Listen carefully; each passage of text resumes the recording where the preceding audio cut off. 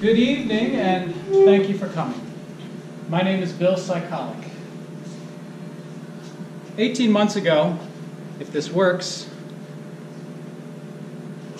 I was sitting at my desk in the Time Life building in New York City, right across from Radio City Music Hall. I feel the soft mesh of my Herman Miller Aeron chair caressing my backside. I stare into the blue glow of my standard issue Dell laptop. What do I see?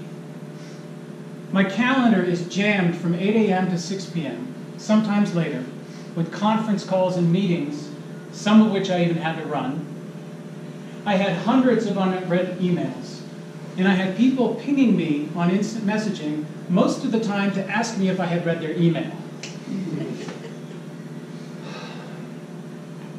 I take a moment to look at my cubicle and wonder why the walls are fuzzy. You know, they're fabric covered. It kind of looks like the floor tiles just kind of continued up the walls of the cube. And I wonder, where have I seen carpeted walls before? I go, oh yeah, it's that crazy uncle's 1974 Dodge van. You know, the one with the carpeted floors, the walls, and the ceiling. You know, with the knight riding a unicorn airbrushed on the outside, along with the words, "Love Wagon." Ping. An Outlook reminder brings me back to the present. How did I get here? My mother is a registered nurse. She has a degree past high school. She went to nursing school. She's a professional. She has skills and expertise people demand and respect. And I wanted to be like her. My parents worked hard so that I could have educational opportunities that they didn't have, which meant a college degree. Following up the college degree, of course, was the white-collar job. That was the way to be successful. So I was the first in my family to go to college, and then I got a job with J.P. Morgan Chase, the big bank. I followed that up with an MBA and a multi-company management consulting career. On the surface, everything looked shiny. I was making good money, I had an awesome apartment in New York City, and I went out to fancy restaurants. But I wasn't happy. In fact, I was kind of depressed and drinking a fair bit. So back at my desk, I stare into that flickering laptop screen, and I wonder, is this all there is? And worst of all, I didn't think it was possible to make a change. Fast forward to today, I speak to you after finishing a 15-month life experience project to run a marathon in all 59 U.S. national parks. Over that time, I completed 51 marathons in all the national parks outside of Alaska. I drove 45,000 miles in my car, stopping in or passing through almost all 50 states, including 2 islands of Hawaii and the U.S. territories of American Samoa and the U.S. Virgin Islands. I went from believing that I was on the path that I was supposed to be on, and that it was not possible to make a change, to quitting my job and running 51 marathons in slightly over a year. Now I know, here's what people think. Are you nuts? What were you thinking? And then a marathon a week, what did you eat? Especially as a vegan. And then, what happened? Did your 46-year-old body fall apart? So in the next 45 minutes or so, I'm going to answer these questions. I'm going to spend most of my time discussing nutrition, since we're in natural grocers. I want to be able to show you how you can fuel yourself simply and still perform extraordinarily. So let's start with mindset. What was I thinking? Before I started my project, I never thought it was possible to do anything like this. I didn't think it was possible to take time off. I mean, you just don't quit your job, especially for 15 months. Would I ever find another job? What would happen to my career? Would I have to live out of my car for the rest of my life? These are the kinds of questions that swirled around in my mind. Well, in order to get myself in the mindset of possibility, I went through 4 steps. I have a longer presentation on this, but I wanted to hit the highlights for you tonight before I speak about nutrition, to give you an idea of how I got to go on this project. The first step was to determine what experience, what activity, what action you want to include in your life, and figure out why you want to do that. Without knowing your why, the experience won't be as meaningful as it otherwise could be. I did 2 things to get quiet, to figure out what it was I wanted to do and why. I first went on a meditation retreat that kind of just quieted the New York City noise. And then I actively set aside time to think about what I wanted and why I wanted it. And what I came up with was I wanted to live closer to nature and have easier access to the outdoors. When I lived in New York City, I walked past a small community garden just about every day back and forth to the subway. And I don't remember a day that I didn't walk past it that the gate wasn't locked. And it made me angry that they were locking up the outdoors. So I knew I wanted to be closer to nature because of what it did to me, how I felt when I'm in nature. Also, I wanted to do something that challenged me beyond my current level of thinking. And when I read that it was the 100th anniversary of the National Park Service, I thought, well, how can I combine maybe seeing these unspoiled natural places with what I like to do, which is trail running? And that sort of became big enough that it challenged me beyond my current thinking. And the National Park Marathon Project was born. The second step in this process is to declare. Tell trusted advisors what you're planning to do. This will show you who your true friends are. Those who respond negatively, you want to distance yourself from them. It doesn't make them bad people. It just makes them people who are not supporting you in the action or the endeavor, the experience that you're looking to have in your life, the change that you want to make. Those that you respond positively, you'll want to spend most of your time with. For me, I got 2 reactions when I told people. The first, you've kind of heard, are you crazy? What are you thinking? How are you going to support yourself? Where's your money going to come from? The second response I got was, wow, that's big. That's awesome. How can I help? The first group, not bad people, still friends with them, but I certainly spent more of my time with the people that responded in the second way. The third step is to design. Create a time-bound plan that removes as much as uncertainty as possible without squashing spontaneity. I'm not one of those people that just says, just go quit your job and go chase your dreams, unless you've planned it out. Because you're just exchanging one stress for another. If you haven't saved up the money that you need, or have a way to get it, then now you have no job and you have no money. So that doesn't actually help you work towards achieving whatever goal or experience you want in your life. For me, I did research. I created a task list, I had a budget. I read blogs about people who had visited all 59 national parks, which might be a good resource for you as well. all the things that I had on my plan that people might consider big steps, like quitting my job, like moving everything I own to my brother's house in Pennsylvania, buying a car, which is a big expense for someone who lives in New York and rides the subway all the time. They were just steps on my plan. And if you have it planned out, they're not as big of steps as they seem. And the fourth step is to do whatever you've planned to do. Take action. On the day you have it scheduled, do it. Do you ever know anyone who's talked for years about starting a business or changing their lifestyle or going on a trip?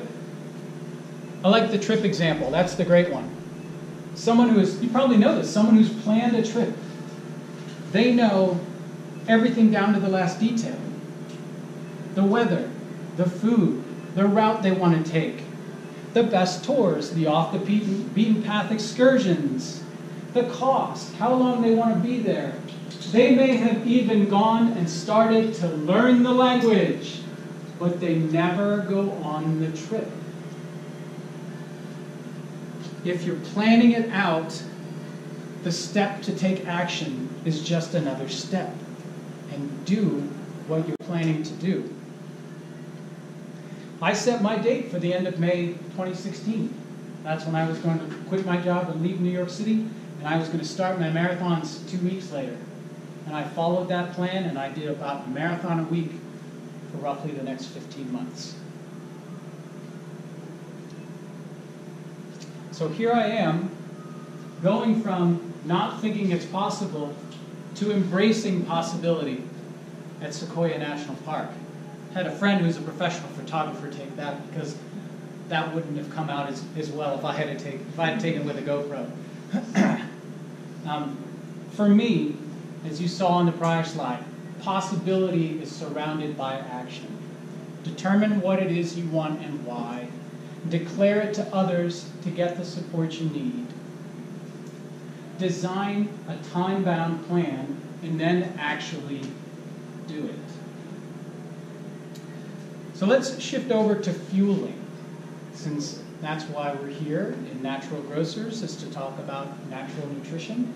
I'm going to talk about what did I eat to fuel a marathon a week, living out the back of my Subaru, often at campgrounds, and as a vegan. I'm going to try and answer the eternal vegan question: where did I get my protein, especially living out of the back of my car at campgrounds? And how did I manage inflammation and recovery, sleeping in a tent a fair bit of the time? So let me set the stage of, little background about me. So I came from a meat family.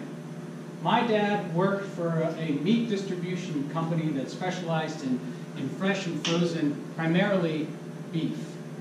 So I ate steak 3 to 4 times a week. And then I would eat hamburger, pork chops, chicken, and fish, generally in that order. And even through my adulthood, I believed that eating a lot of meat was the way to be strong and healthy. And yes, even at some points, I did eat some of our little friend here that I encountered at Theodore Roosevelt National Park. In addition, I didn't start running until late in life. I started running at 33. Funny enough, it's 6:03:3. Until this presentation right now, I never even made that connection. But I didn't start running until I turned 33. I didn't run in high school. I didn't run in college. I didn't play any sports that required running. But I was living in Detroit at the time, and I had a little time. I was about 20 pounds or so overweight, and thought, I need to get in better shape. Let me try this running thing again. And I always hated running. But I had on my bucket list, as many people do, run a marathon. And I thought, well, if Oprah could run a marathon, I should sure as hell be able to run a marathon. So with the help of a friend, I got a training plan. I followed the training plan, and in October of 2006, I ran the Detroit Free Press Marathon. And I very distinctly remember at the end of the marathon, I'm sitting on the 50-yard line at Ford Field, which is the indoor football stadium that the Detroit Lions play in. And that's where the actual marathon ended that year. Sitting there, sort of taking in the spectacle, watching the other runners finish, and I remember this thought, oh, I can do so much better than that. And I got hooked. And ever since then, I've been running. Well, while I was running more and more, I started to try and research what I could do to get better. Training, approaches, and nutrition. And along the way, I stumbled on a few books that influenced me. The first one was Finding Ultra by Rich Roll.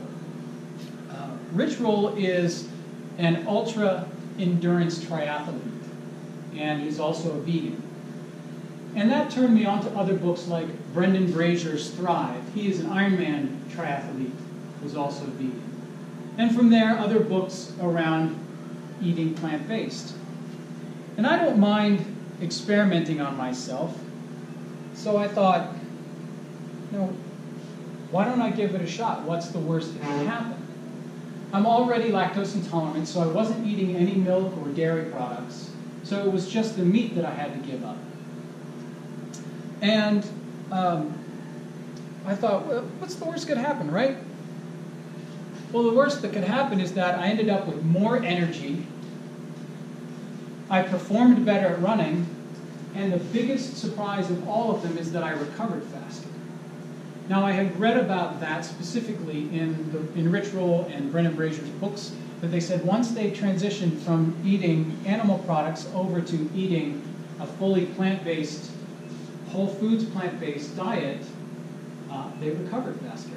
They weren't as inflamed or didn't have as much soreness as they did before they were eating that way. And I thought it was total bullshit, keeping this PG. Yeah, see, exactly. Swear word, bullshit, you can say that one. I thought it was not possible to recover that fast, to continue to build muscle and perform at a high level without eating animal products.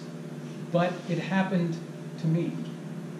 I was able to hit hard workouts more quickly once I changed my diet than I did before, which was a total surprise. So what did I eat as a vegan to support a marathon a week on this trip? Well, let's talk a little bit about logistics. So I was actually living out of my Subaru with a rooftop tent, staying very often at campgrounds, both campgrounds in the national parks as well as private campgrounds. I was also occasionally staying at hostels, and sometimes, rarely, but on occasion in hotels, which don't have kitchens, and once in a while in some people's homes who had invited me in to stay with them, and I didn't like to make a mess in their kitchens. So I had limited cooking capabilities. Even when I was camping, I didn't have the traditional Coleman camp stoves where you can actually cook in pots and pans and things. I had a jet boil stove that allows me to boil water. So I was limited in what I could cook. In addition, there's no refrigerator in a Subaru. So I had a cooler with ice that I put in the bottom. And I had to watch what I bought, because I wasn't always in a place where I could replenish that ice once it melted. In addition, I think I only ate a full meal that I paid for at a restaurant 10 to 15 times maybe in 15 months. I was really mindful of where I ate and what I was eating. One, because I was self-supporting this trip on my own savings. And two, it was just healthier to watch what I was eating. So it is possible to eat healthy while living simply. So let me actually talk about what specifically I ate while I was on this trip. Nothing that's going to seem out of the ordinary. So for breakfast, I would eat overnight oatmeal or overnight chia seeds soaked in a plant-based milk, almond milk, soy milk. I would add a little agave syrup in the morning just to sweeten it up, and a banana. Yeah, you're smiling. You're like, I could probably eat this every day, right? Yeah, there you go. Nothing unusual about this, right? For lunch, I would eat what I call a salad sandwich. And Dr. Marvis thought this was funny because I call it a salad sandwich. Really good bread, so Ezekiel bread, Eureka bread, Dave's Killer bread. 2 big handfuls of spinach, which I would sort of mash down, and then sometimes tomatoes or onions or other vegetables, and a little bit of mustard, and then I would eat that. It was a way to get my greens without trying to make a salad at a campground. And if you smash down enough spinach, it's a good hefty dagwood of a sandwich, but it's all vegetables. I ate a lot of fruit, bananas, apples, oranges, pears, hard fruit that would last in the car. And then I'd often have broccoli and hummus, just as sort of a little extra vegetable, a little green vegetable. I find hummus doesn't last long in a cooler, so I'd often eat that pretty fast. So nothing strange about this either. Food people eat every day. No goji berries or anything off the wall. For dinner, now dinner is where I often get this sort of like the dog look, where people go, huh? You're trying to eat healthy and you're vegan. Well, I would eat minute rice and beans. And it's the minute rice that people are like, really? Again, well, I needed to do the best that I could given the logistical circumstances I found myself under. And I couldn't go out and like cook a pot of brown rice in a jet boil stove or even on a camp stove. That's unnecessarily painful. But I still wanted to get some complex carbohydrates and fiber, and so minute rice was my solution. Boil up some water, you add it into a Tupperware container for 4 minutes, and really should be called 4-minute rice, not minute rice, because it does take a minute. I'd add low or no salt canned beans, sometimes other canned vegetables. I'd add maybe a little mustard and curry powder, like a curry mustard sauce. I like it. This is why I'm not teaching cooking shows, but curry mustard or salsa. Salsa I find also doesn't last very long unless it's kept really cold. And our soy sauce, because it doesn't need refrigeration, so condiments that don't require refrigeration. And then fruit. So I'm eating canned, basically rice and beans for dinner. Again, nothing unusual there. The minute rice is a little strange, so I would suggest if you have the ability to cook, make regular rice, but if you don't, it's definitely an option.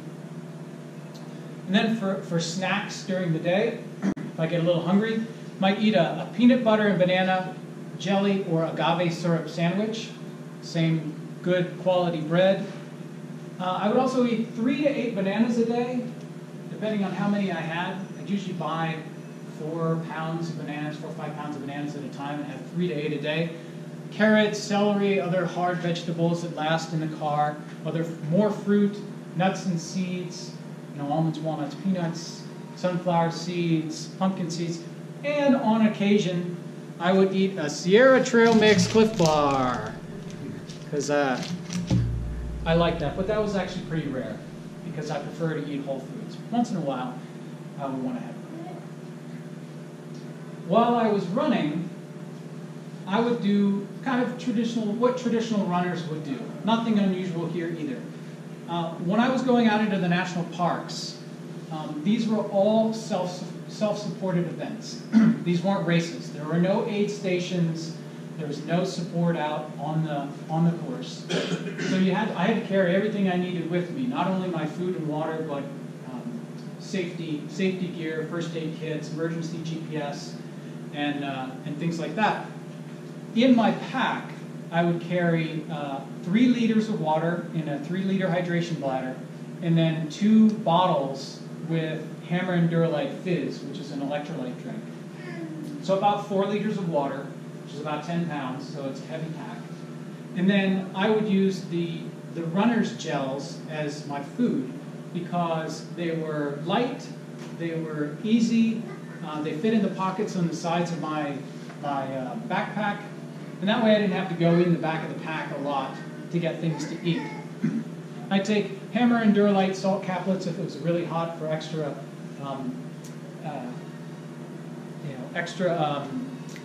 electrolytes.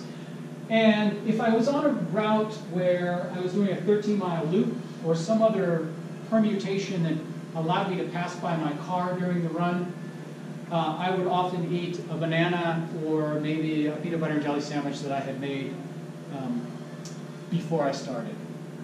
But otherwise, that was it. Also, similar stuff that normal runners would do on long runs. You must be thinking to yourself, I know what you eat now. I've seen it. It's pretty simple. You must be supplementing all the time. And the answer is, not really. So I would take either the vegan or the Gnarly Nutrition Vegan Feast or the Hammer Nutrition Vegan Protein Powder only after a marathon. And that was because after running 5 to 7 hours, I just didn't feel like eating. Like I don't feel like eating solid food after that kind of exertion. So having this was a good way to get a little complex, carbohydrate protein mix into my body to help my recovery without having to eat solid food. Sometimes I might actually be able to get a banana down, but not always. And I wanted to get something in me as soon as I could. I wasn't having a protein drink every day. I didn't have one of those shakers with the little metal ball in there. And every day for lunch I would make myself a protein drink as well. I would only do it after the marathon. I must be speaking too loudly. Can everybody hear me in the back row? The only other supplement that I did take on a regular basis, and this is usually recommended for those who are eating plant-based, is vitamin B12. You may know that vitamin B12 is actually derived from bacteria that live in the soil.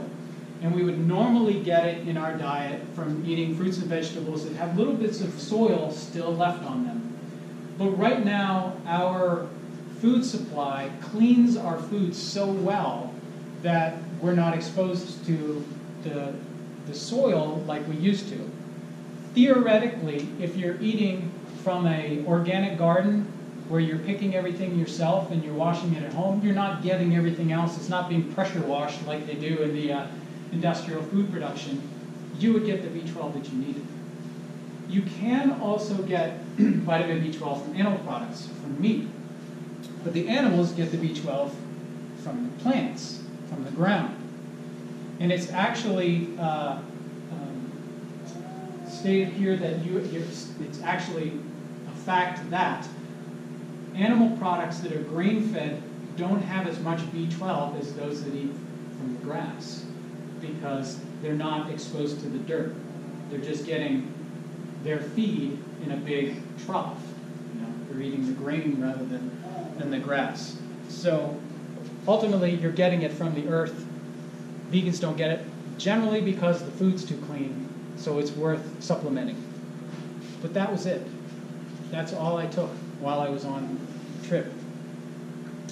So just so you believe me that this was actually what I was eating on the trip, I've got a little video of my lunch when I was at Grand Canyon. This was not the day of the marathon. This was the day before I was doing a little scouting trip. Normally when I was at the parks, I would be there 3 to 7 days. I would go do some day hikes, maybe some shorter runs, take some pictures, do some videos. And I was feeling really good at Grand Canyon, so I took some videos. And here's one of them. Lunchtime. Man, all that walking around has got me hungry. Let's see what we got in the old lunchtime sandwich. Just a little onion and tomato sandwich with mustard. How good is that? No, really. Nothing to it. Lots of onion this time. What's better than one tomato and onion sandwich with mustard? Two tomato and onion sandwiches with mustard.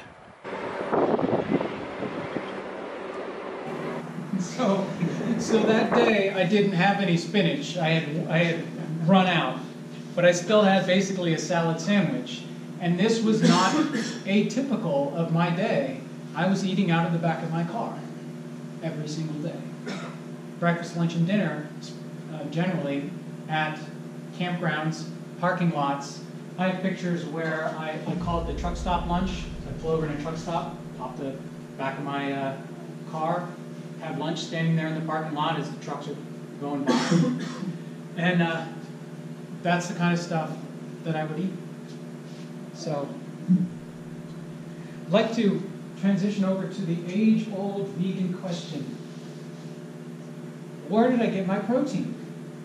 You see, again, what I ate very, very simply. I must not be getting the protein that I eat. Well, when people ask me, where do you get your protein? I try not to follow it up with, I follow it up with a question, but I try not to be too snarky, and that is, how much protein do you need? And I have yet to actually have gotten an answer from anyone. They don't actually know. But they immediately assume that because you don't eat any animal products, that you're not getting the protein you need. So, you're familiar with the recommended daily allowance for nutrients. Well, the recommended daily allowance is actually calculated on another number. Here's where we get into some math, the math of the presentation. It's actually calculated on a number called the estimated average requirement. So the USDA works with researchers to figure out the estimated average requirement for nutrients for the population. So it's an average. So whatever number that they determine, that means half of the population gets enough and half of the population is deficient. So the estimated average requirement for protein, as per the USDA, is 0.66 grams per kilogram of body weight per day. That's the average. 50%, if you eat that, 50% would get enough and 50% would not. So my calculation at my body weight, roughly 150 pounds, doing the conversion would mean I would need 45 grams of protein per day, assuming I was dead average. But most people are more familiar with the recommended daily allowance. The recommended daily allowance is actually calculated by taking the estimated average requirement and adding 2 standard deviations. The resulting number will cover the requirements for 98% of the population. So if you're eating at the RDA for whatever nutrient it is, there's a 98% chance that you're getting enough.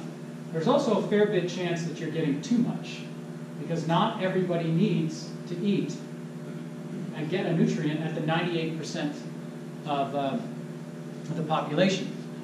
So let's calculate RDA for me. Same weight. Between the two calculations, I didn't lose any weight or gain any weight. It's 55 grams a day.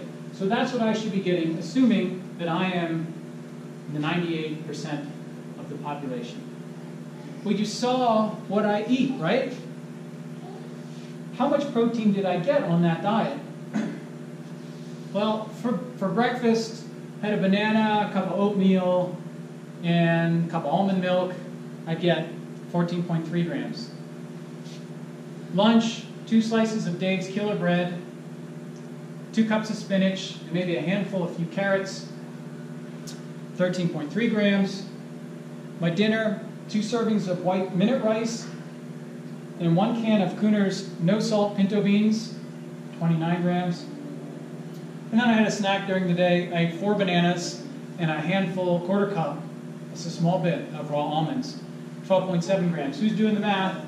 Remember my targets, 45 grams was the average, 55 grams would put me 98th percentile, that's the RDA. I was getting 69.3 grams of protein without even trying. I had never calculated this number before. I just ate real, regular food as much as I could, given the constraints that I was under. So I'm getting plenty of protein. But there's also that follow-on question, which is, what about quality? Don't you need to eat animal products to get the right protein amino acid profile that your body is most effective to use? Well, that's unfortunately a myth that has stayed within our consciousness. And it came about in 1971. There was a book called A Diet for a Small Planet, written by Francis Moore Lappe.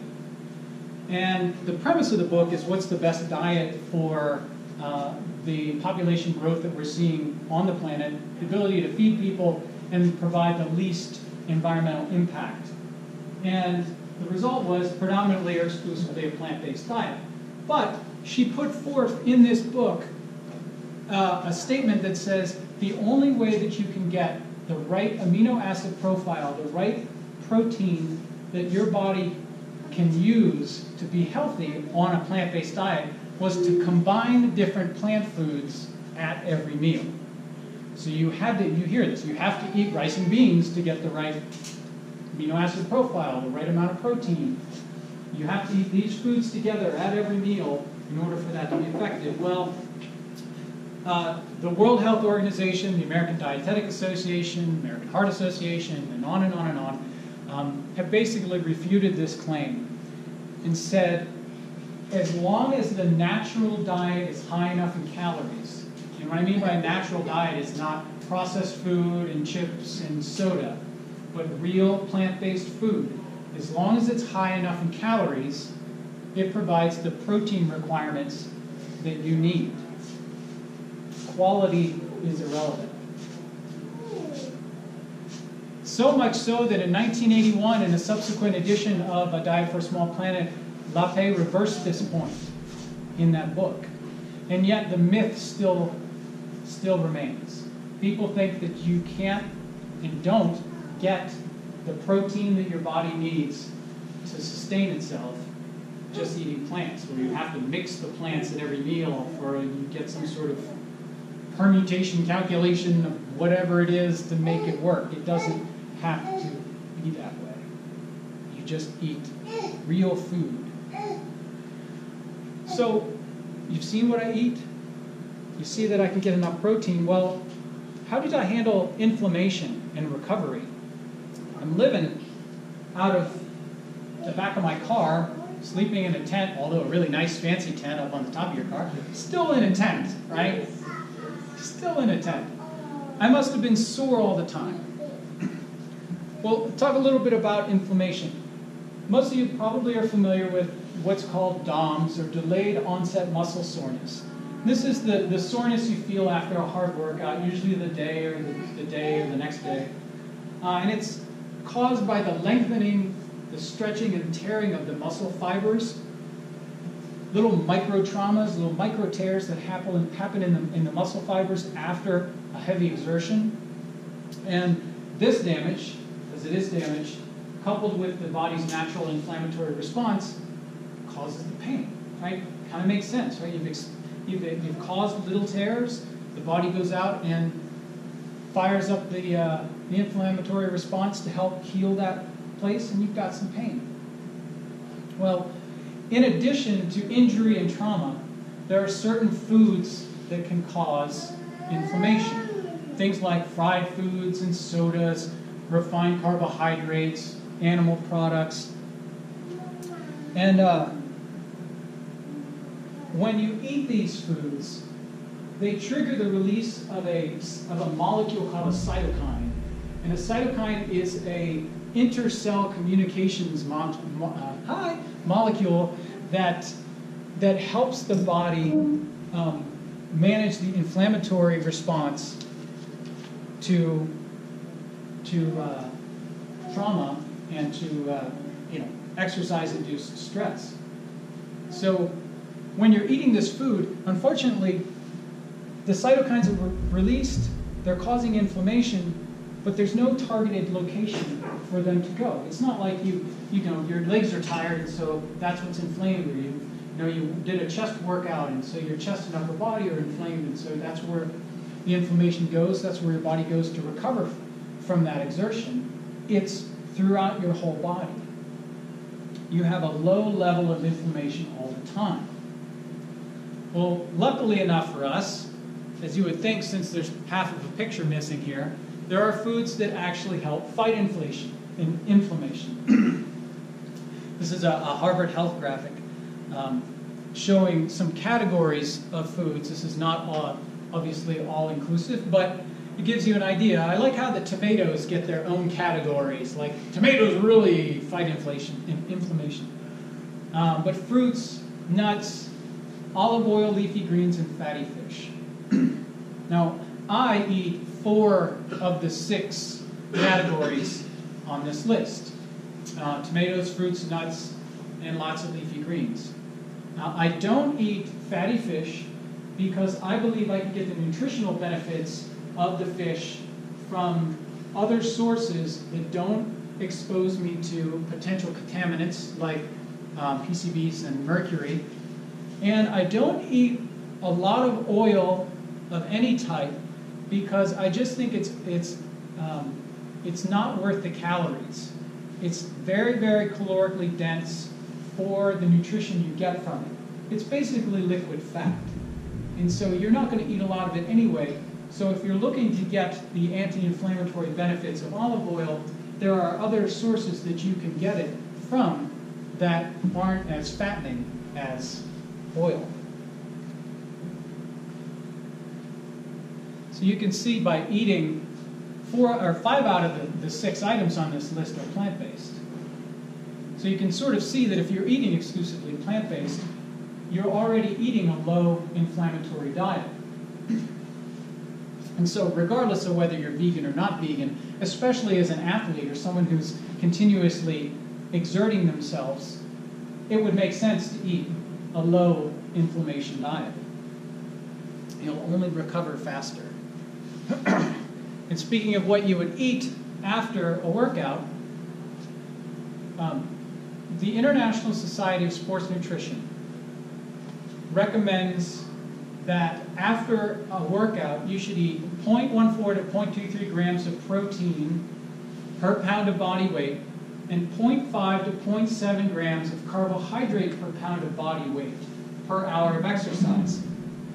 The interesting thing here is we're so caught up in thinking about protein, protein, protein all the time that we don't recognize that you need almost 2 to 3 times as much carbohydrate as protein after a hard workout. You recover the best from combining carbohydrates and proteins in the right combination after a hard workout. Carbohydrates help restore depleted glycogen stores in the muscles. Like you've used up the sugar that's in your muscle, you need to replenish it so your muscles can continue to work. And the protein obviously helps your muscles rebuild. So if you want the fastest recovery from whatever workout it is, you want to combine those two in approximately the right ratio. Most nutritionists also agree that you should eat a recovery meal no longer than 30 to 45 minutes after a hard workout. So you heard about where I would supplement. And if you look at those supplements, usually the good ones, they're a carbohydrate protein blend. It's not like you're scooping out straight protein. And that's because they know this. So you should also, if you're going to supplement, make sure you look at the ingredients and you choose one that has the right balance, because that will be most effective towards recovering from whatever workout you exerted yourself out. I've been practicing too much. I need to drink some water. So a post-workout example, something that I would eat. And this is a really good example of where it is possible to eat simply and still get the nutrition you need. So according to the numbers put forth through the International Society of Sports Nutrition, for my weight, roughly 150 pounds, 0.2 grams of protein per pound, 0.6 grams of carbohydrate per pound, that's a target of 30 grams of protein, and 90 grams of carbohydrate after a hard 1 hour workout. So I would eat a peanut butter and banana sandwich. Pretty simple. Anybody else here? Peanut butter banana sandwiches? Yeah, yes. I know she does way back there. Definitely, yeah. Well, I ate 2 slices of bread, 3 tablespoons of peanut butter, and 1 banana. It would give me 33 grams of protein and 86 grams of carbohydrate. So you're so focused on protein, protein, protein, that you're thinking about, all right, I can't eat 2 slices of bread and a banana. That's too much carbohydrate. But in this example, it's actually more protein than is optimum, and not enough carbohydrate. So focusing only on protein is actually to the detriment of the fastest recovery, because you're not combining them in the right proportion. I'm sure if you added a little bit of agave syrup or maple syrup, man, if you eat peanut butter and banana sandwiches with maple syrup, that's really good. So just because it's plant-based and it's simple doesn't mean it's effective. The protein here is just as good as protein from other sources. You need the macronutrients. You don't necessarily need them from one specific source. So this meat guy from a meat family was able to perform at a high level without meat. If I didn't have that experience myself, I would have never believed it. So I eat a high carbohydrate, low fat, whole food, plant-based diet. And I find that provides me all of the nutrition, the energy, and the recovery support that I need to perform at a high level. So the third piece of this is, well, what happened? Well, what happened, as I mentioned, I ran 51 marathons in 15 months. That's ran 1,378 miles. That doesn't include any other fun run that I did or any of the hiking. And this is also more than you all out there doing quick math. It's more than 26.2 times 51, because none of the routes were exactly a marathon. I always ran more. It was almost 200,000 feet of ascent, climbing over that time, and while it's a rough estimate, about 150,000 calories. The watch isn't always accurate, but that's still a pretty big number. In addition, no illnesses in those 15 months. No colds, no respiratory infections, no flu. Felt great the whole time, and no major injuries. Knock on wood. I only fell twice, and neither one of them was a bad spill. I did have a couple of minor injuries, sort of muscle pulls that you might have if you're running that much. And I attribute this to my diet, honestly. I was able to recover to be able to run a marathon the very next week.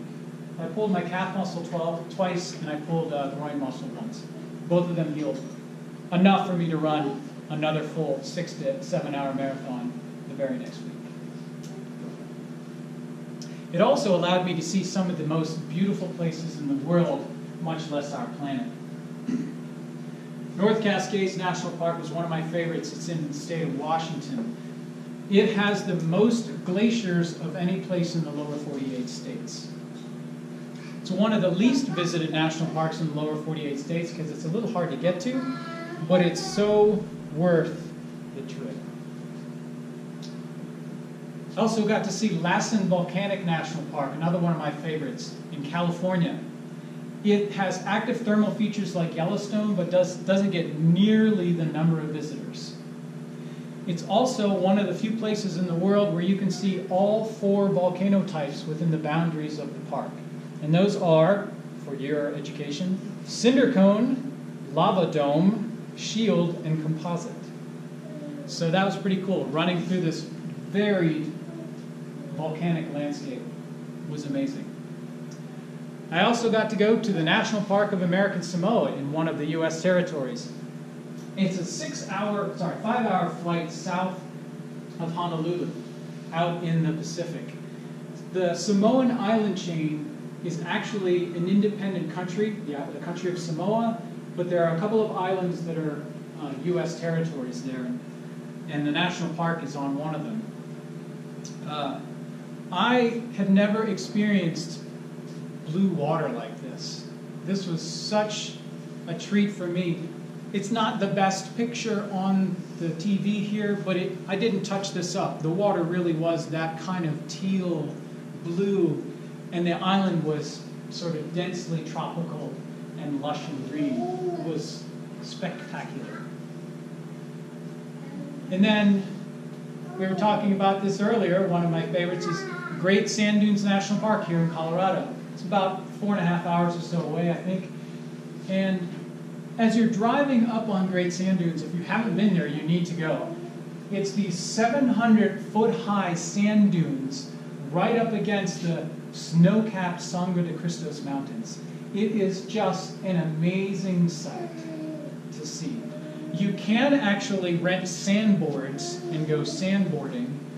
I did not, because as I watched people wipe out into 100 to 120 degree sand at like 20 miles an hour, it didn't really look like a whole lot of fun to me. So I just went running. This is actually, to give you an example, this is the Jeep road that I ran on. So I ran on a trail that went sort of out and around this way, and then I came back on this road. You can see the sand in the road. It was a beautiful place, but man, was it hard to run. And then one of my favorite national parks, and my favorite of the Mighty Five in Utah is Canyonlands National Park. You actually hike and run on the rock formations. It's like nature's parkour for runners. It's amazing. And it's the second least visited national park of the Mighty Five. And I think while Bryce and Zion were amazing, it was so much more sort of like intimate, like naturally intimate. It was just a wonderful, wonderful place. So if you're interested in following along, I still have 8 national parks left. All of them are in Alaska. I'd love you to join me. I'm looking for people to come along. And if you want to learn more or read more about what I've done to this point, you could go basically to my website, runningtheparks.com. You can connect with me on social media. All of that information is there. Now, this is 2018. My mother, who I look up to with respect, admiration, and love, died in 2008 at the age of 61. You think that event would have shaken me, it would have changed me, it would have made me wake up to new and exciting opportunities in my life 10 years ago. But instead, it made me double down on the traditional corporate lifestyle. This is what I was supposed to do. This is what she and my father worked for, a better life for their children. If I wasn't happy with the situation, there must be something wrong with me. I didn't think it was possible to make a change. It took me some time to realize that my mother never said, "You need to become a management consultant. You need to get an MBA. You need to have lots of things." She didn't care about any of that. Sure, she didn't want to see me struggle financially like she and my father did, but she also didn't want to see me be unhappy. I thought I would let her down if I wasn't professionally successful in the traditional corporate sense. But what I realized is I was letting her down by not finding that which brings me joy, not being around people full of love and adventure, and not getting the most out of my life. Like, you hear so many times that it's almost cliche that people who've made big life changes do it after a near-death experience, some other illness, or the death of a loved one. Well, I'm someone who made a big change and went on a big adventure without an external event pushing me. And I believe you can too. So let's go back and if you didn't catch it through the presentation, and revisit the questions from the beginning. Like, are you nuts? What were you thinking? Well, I was thinking in terms of possibility, by determining what it was I wanted to do and why, declaring it to others to get their support, designing a time-bound plan, and then actually doing it. What did I eat to run a marathon a week as a vegan? A simple, consistent, whole food, plant-based diet can fuel high performance. And then what happened? I went from this to this. I made a change I never thought was possible, and it's been an adventure ever since. I wish that you all go on your own adventures. Thank you.